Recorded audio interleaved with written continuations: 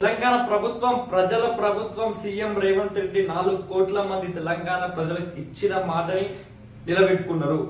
Medigadda barrage కుంగిపోవడంలో ముఖ్య కారణం మేడిగడ్డ అక్కడ కట్టాల్సిన ప్రాజెక్ట్ కాదు, దాన్ని కుట్రపూర్వకంగా ఆ ప్లేస్ కి ప్రాజెక్ట్ తీసుకొచ్చారు. ఒక ముఖ్యమంత్రి, కొంతమంది మంత్రులు, ఆ కుటుంబ సభ్యులు కలిసి ఉద్దేశపూర్వకంగా ప్రాజెక్ట్ ని ఉన్న ప్లేస్ ని మార్చి అందులో వచ్చే కమిషన్ల ద్వారా వాళ్ళు లబ్ధి చెందాలనే ఉద్దేశంతో 1,00,000 కోట్లు దోచుకు తిన్నారని ఎలక్షన్ కన్నా ముందు నుంచి ప్రజల సొమ్మును కాపాడే ఉద్దేశంతో రేవంత్ రెడ్డి గారు, కాంగ్రెస్ పార్టీ నాయకులు, కాంగ్రెస్ పార్టీ నిరంతరం కష్టపడి ప్రజలకు ఆ విషయం తెలియజేసి దాన్ని ప్రభుత్వం వచ్చిన వెంటనే దానిపైన విచారణ చేసి ఖచ్చితంగా వాళ్ళకి శిక్ష పడే రకంగా చర్యలు తీసుకుంటామని ఎలక్షన్ కన్నా ముందు నుంచి చెప్పారు.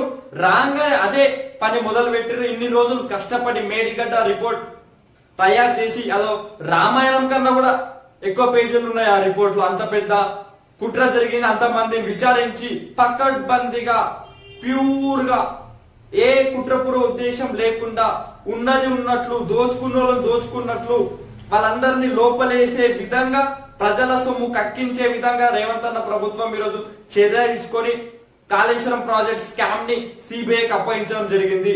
దీన్ని ఉద్దేశపూర్వకంగా మాజీ ముఖ్యమంత్రి కేసీఆర్ చెప్పి ఆ ప్లేస్ ని మార్చిందని మనందరికి అర్థమవుతుందా? రిపోర్ట్ చదివితే మీకు అర్థమవుతుంది. ఈజీగా చదివే రిపోర్ట్ కూడా చాలా పెద్దగా ఉంది.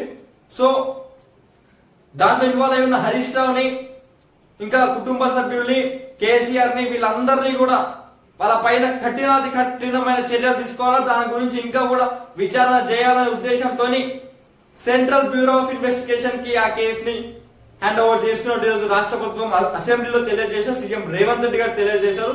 సో 4 కోట్ల మంది ప్రజలు వాళ్ళ కష్టార్జితంతో కట్టిన సొమ్మును రక్షించడమే రేవంత్ అన్న బాధ్యతగా తీసుకొని ఈరోజు ఏదైతే అన్యాయం జరిగిందో అన్యాయం తెలంగాణ ప్రజల జరగకుండా మళ్ళీ వాళ్ళకు న్యాయం జరిగే విధంగా చర్యలు తీసుకోవాలనే ఉద్దేశంతో రేవంత్ అన్న ఈరోజు సిబిఐకి కేసు అప్పగించడం జరిగింది. ఇది ప్రజలందరూ కూడా అర్థం చేసుకోవాల్సిన విషయం. కాంగ్రెస్ పార్టీ కార్యకర్తలు కూడా రేవంత్ అన్న ఇచ్చిన మాట నిలబెట్టుకుందని, తెలంగాణ ప్రభుత్వం చెప్పిన మాట పైన ఉందని మీరందరూ కూడా ప్రజలందరికీ తెలియజేయాల్సిన అవసరం ఇప్పుడు ఉంది.